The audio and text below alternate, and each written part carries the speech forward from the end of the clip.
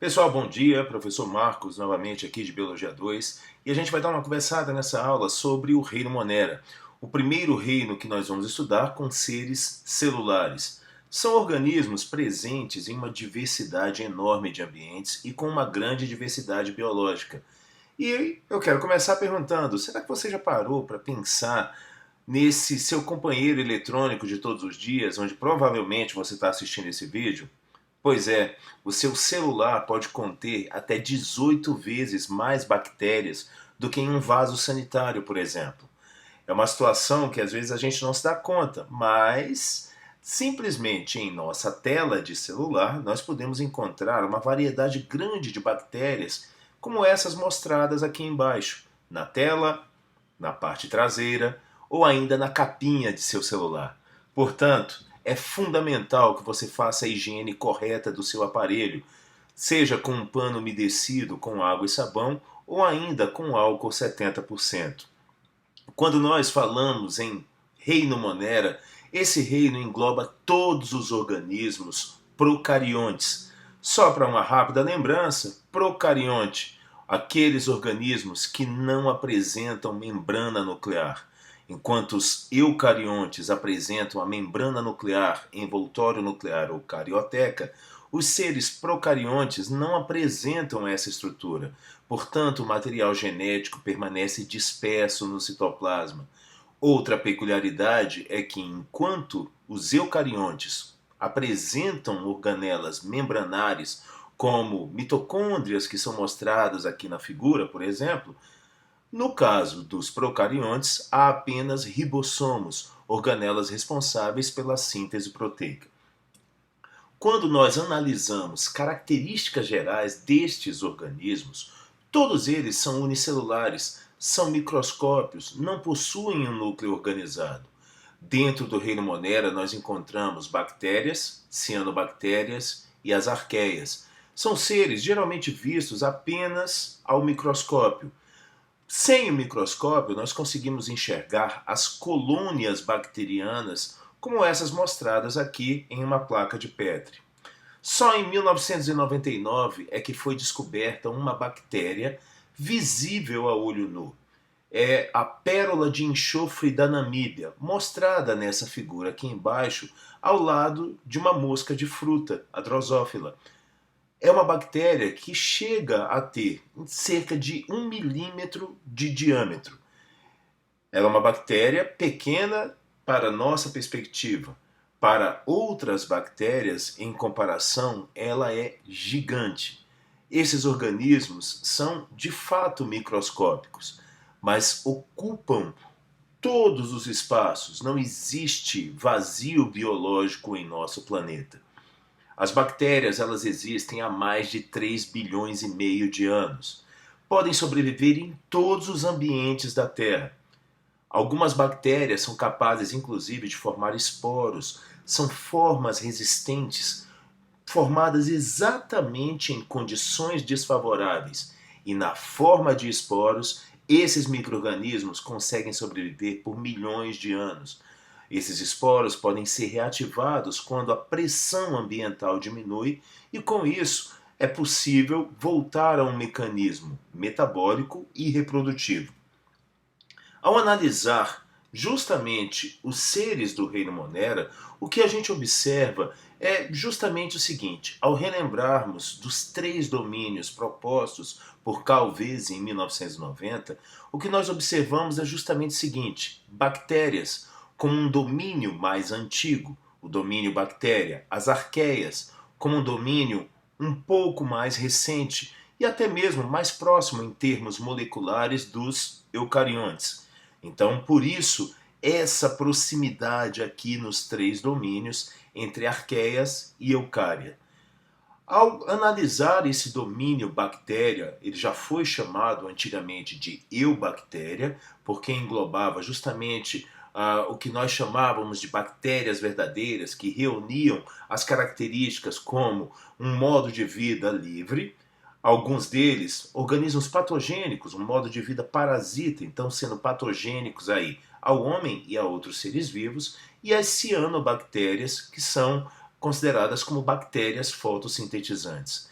há uma diversidade enorme de ambientes que esses organismos podem habitar, bem como uma diversidade metabólica gigantesca entre eles. O domínio que também pertence ao reino Monera, o domínio Arquea, vai apresentar algumas características bem peculiares. São muito frequentes as arqueias em ambientes de condições extremas.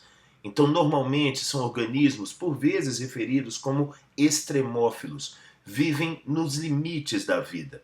Justamente, organismos metanogênicos produzem gás metano como parte do metabolismo.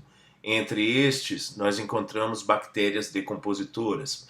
Há organismos conhecidos como halófilos, porque vivem em condições extremas de salinidade. Então, por exemplo, o Mar Morto, que é extremamente salino, as salinas em áreas litorâneas, nós encontramos algumas arqueias nesses locais. E há as arqueias termófilas, que vivem em condições de alta temperatura, muitas vezes fendas vulcânicas oceânicas, fontes termais, áreas que realmente outros organismos, na maioria das vezes, não conseguem sobreviver. Por isso as arqueias são chamadas de extremófilas. Ao analisar a estrutura geral de uma bactéria, nós podemos ver nesse esquema aqui na figura uma representação das estruturas morfológicas principais.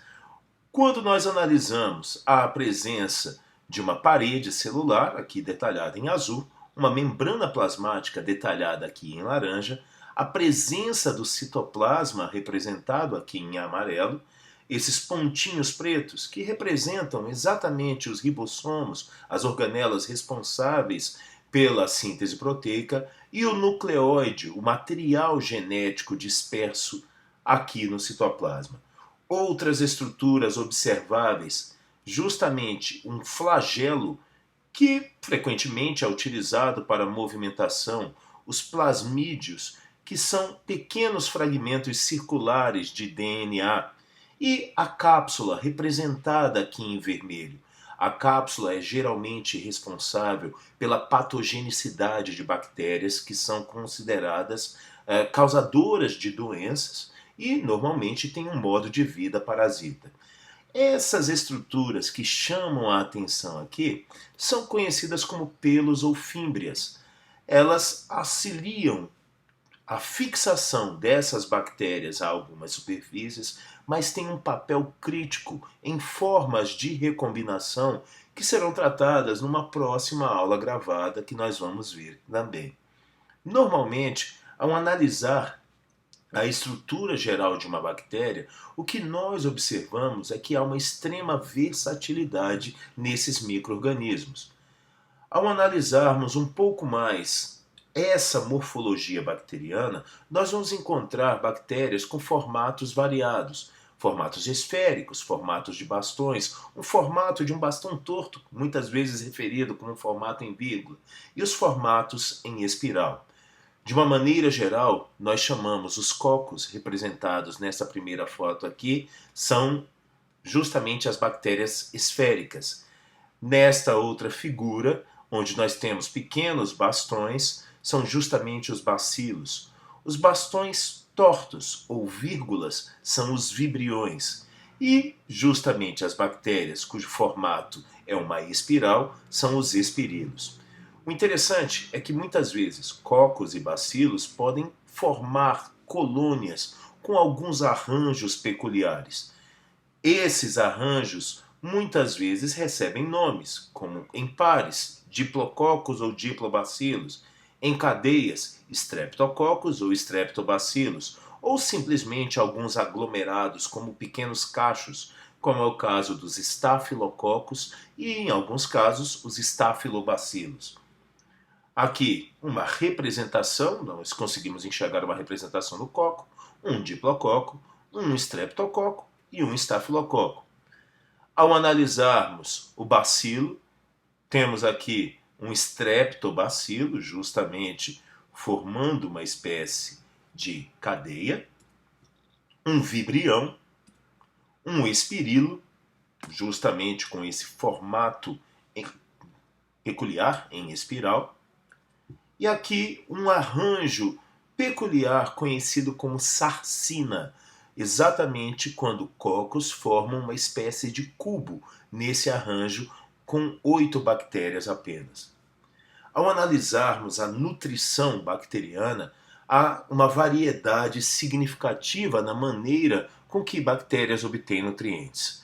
Há bactérias heterótrofas e há bactérias autótrofas.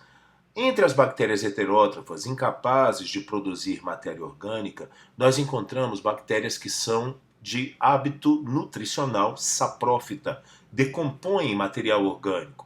Há bactérias parasitas, que vivem às custas de um organismo hospedeiro.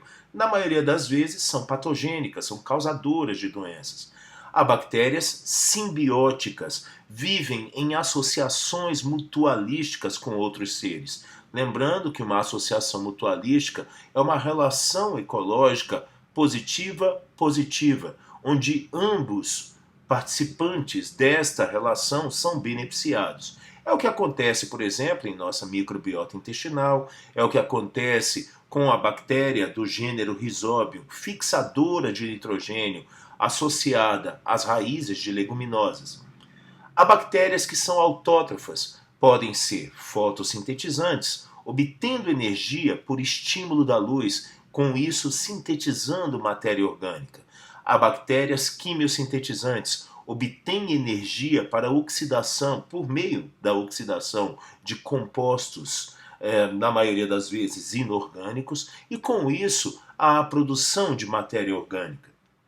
De uma forma geral, ao analisar o metabolismo energético de bactérias, nós vamos encontrar também uma grande variedade. Há bactérias aeróbicas ou aeróbias que necessitam de oxigênio, realizam respiração celular. Há bactérias anaeróbias estritas, para as quais o oxigênio é tóxico. Normalmente podem realizar 2 mecanismos de reações químicas. A fermentação, que é um pouco mais rara no caso, podendo ser fermentação lática, acética ou alcoólica, ou ainda uma respiração anaeróbica.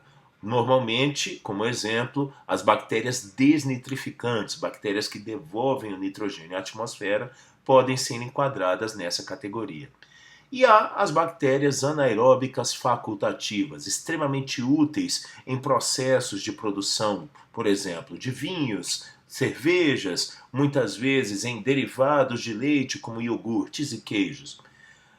Essas bactérias que são anaeróbicas facultativas podem sobreviver na presença ou na ausência de oxigênio. Em presença de oxigênio, realizam a respiração. De uma forma geral, é o mecanismo preferencial de sobrevivência, uma vez que há maior liberação energética. Podem realizar respiração anaeróbica, que é um pouco mais rara nesse processo, ou ainda a fermentação, que no caso também pode ser fermentação lática, acética ou alcoólica. Em alguns casos, a chamada fermentação butírica, responsável por tornar a manteiga algo mais rançoso. Então, por isso que se fala que é a grande responsável pelo ranço da manteiga, a fermentação butírica. De uma forma geral, ao analisarmos as bactérias, um aspecto que chama bastante a atenção é o mecanismo reprodutivo. E nesse ponto é fundamental ressaltarmos: a reprodução dentro do reino Monera é uma reprodução assexuada. É um processo por bipartição, cisparidade, divisão binária ou ainda chamada também de divisão simples. Basicamente, é um processo onde, a partir de uma célula bacteriana, há uma duplicação do material genético e, a partir desse momento, a célula entra em processo de bipartição, significando exatamente, a partir de uma célula, 2 são geradas. Nesse mecanismo, não há variabilidade genética. Numa reprodução assexuada, não há geração de variabilidade genética. Mas aí fica a pergunta para o nosso próximo vídeo. Como então as bactérias conseguem realizar processos em que há uma variabilidade genética gerada? Fica a pergunta, fica a reflexão. Um grande abraço, até a próxima.